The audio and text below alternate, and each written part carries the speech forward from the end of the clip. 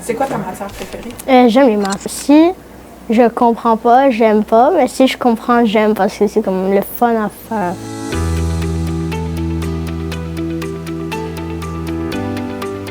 Ça fait longtemps que je vais être enseignante, puis je l'ai réalisé avant même d'avoir commencé le bac en éducation.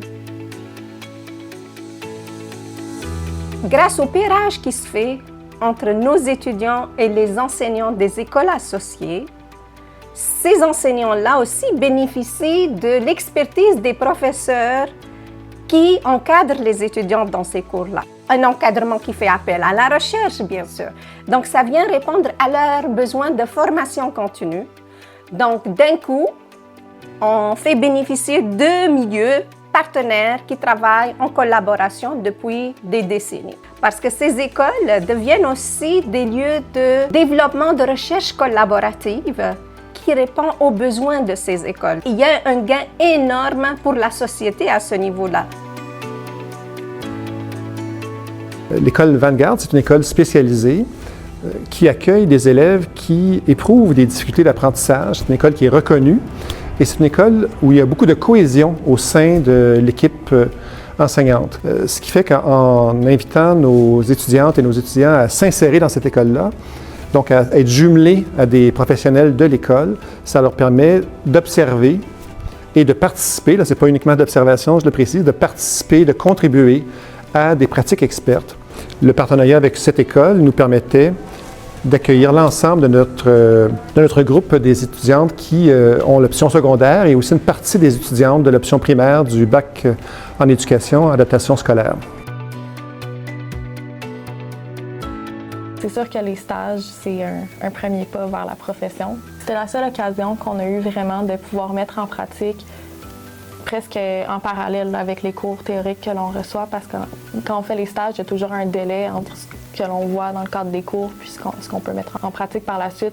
C'est plusieurs avec mois les plus élèves. tard, c'est ça? Puis souvent, il y a vraiment on oublie là, un peu ce qu'on a vu dans le cadre de nos cours. Donc le fait de pouvoir être à l'école, à l'université, puis simultanément être à l'école Vanguard, c'était plus réaliste dans ce cas-ci de pouvoir replonger là, dans ce que l'on venait de voir dans le cadre de nos cours puis de le remettre en pratique avec nos élèves.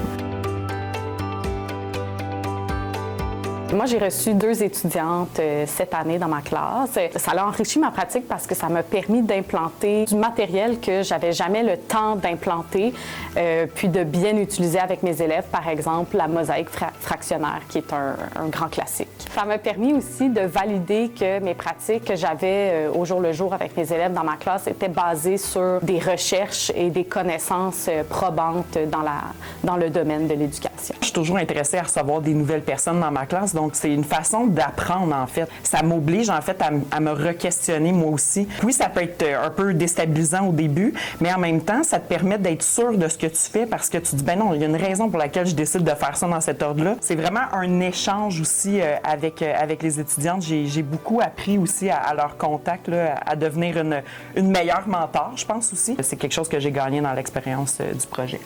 Excellente mentor. Merci.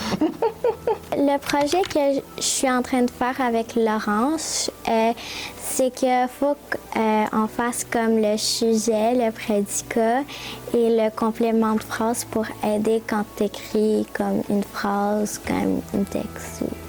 C'est des étudiantes qui se questionnent beaucoup, qui veulent le bien des élèves. Dans le cadre du projet, elles devaient choisir une thématique puis venir la faire vivre dans ma classe. Mais Laurence, elle a eu une belle ouverture de venir observer dans ma classe, voir les besoins de mes élèves.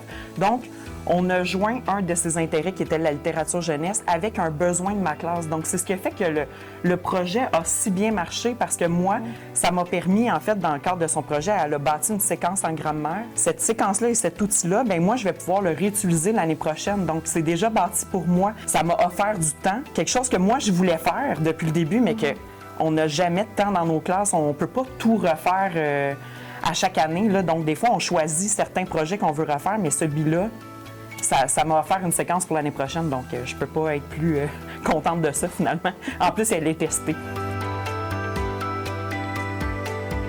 Une chose que j'ai apprise, c'est à quel point ça se fait une école qui collabore puis qui fonctionne. Je pense que la collaboration n'a pas la meilleure réputation que ça soit en raison des ressources en ce moment au public qui sont pas là, nécessairement. Donc, c'est beau de voir une école avec des équipes qui sont soudées, qui fonctionnent bien puis qui sont véritablement en mesure d'accompagner les élèves vers la réussite. C'est un bel exemple. Merci.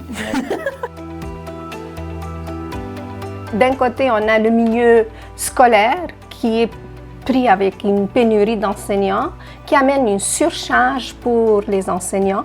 Et on a aussi un milieu universitaire qui essaie d'amener de nouvelles façons de former les enseignants. Dans chaque programme de formation des enseignants, il y a 700 heures de stage. Chaque faculté des sciences de l'éducation assure ces 700 heures de stage.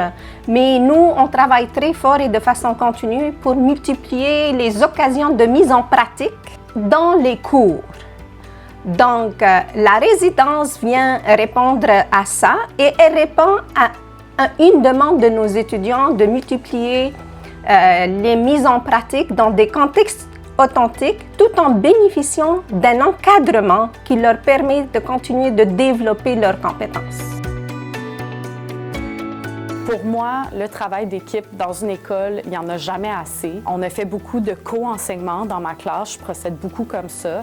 On a eu des périodes où on enseignait les trois en même temps. Pour moi, ça, c'est une richesse que j'espère vraiment que les étudiantes sont venues chercher dans ma classe.